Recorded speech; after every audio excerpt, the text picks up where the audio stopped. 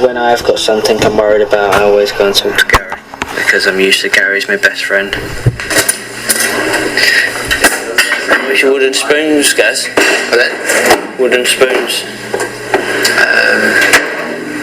In that one. They were in that one. We're totally different. Gary would rather go home and have a quiet night in, and where I'd rather be dashing about the Trafford Centre or Tesco's.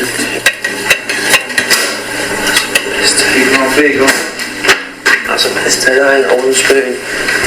Swear. So are you very familiar with your kitchen, Gary? No, not really. There's no kitchen in the world without a wooden spoon. Do you know Gary only heats the rooms that he lives in? He's been reading too many magazines. We used to share rooms when we used to go away with the teams.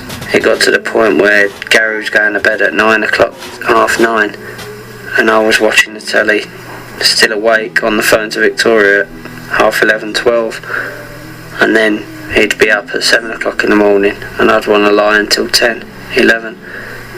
So it didn't really work out, so he shut me out. Couple? Yeah, like the old married couple. Tremendous pasta, isn't it? That's what I do. Beck's I eat it all or what? No, you don't have to eat it all.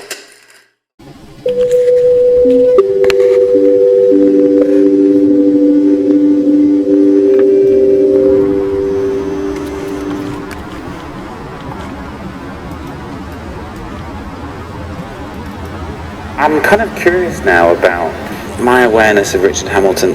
I mean, it is work that I know from the early 70s. I was aware of pop. I mean, pop was as a teenager growing up in Manchester, it was an aesthetic which I could understand. And so I would look at pop books. I read enough to kind of understand Richard Hamilton's place as perhaps the godfather of pop. And I remember particularly in a book seeing Hamilton's definition of pop and the 10 or 11 kind of criteria: sexy, mass-produced, disposable, big business, glamorous. That made a very big impression upon me. This particular work by Hamilton, this is the toaster. It's a screen print, litho print. It has a foil applied. I knew it first probably round about 75. I saw it in a book, Manchester Polytechnic Graphics Department in the library, and it was in a pop art book. It might have even been a Hamilton book, I don't know. I became aware what influence it had been on me a long time later, like 25 years later. I saw it that day and realised how much it had influenced my own work. What distinguished this for me from other pop art works was that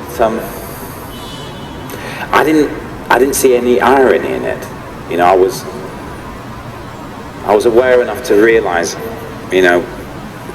when I was 20, that a lot of the American pop art had this degree of irony, and I didn't sense that in this piece.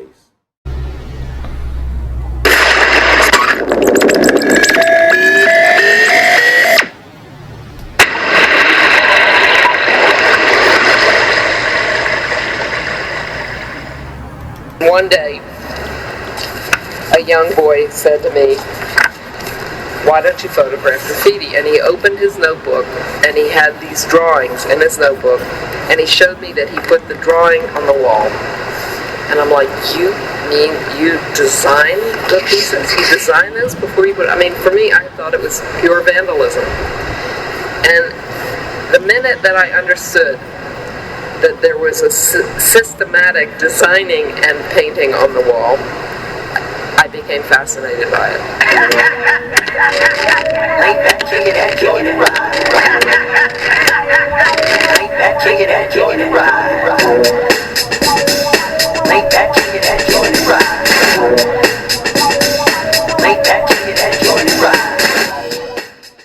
Any specific training at art school, but actually various tutors, visiting artists would say various things that would go into my kind of technical handbook. Absolutely.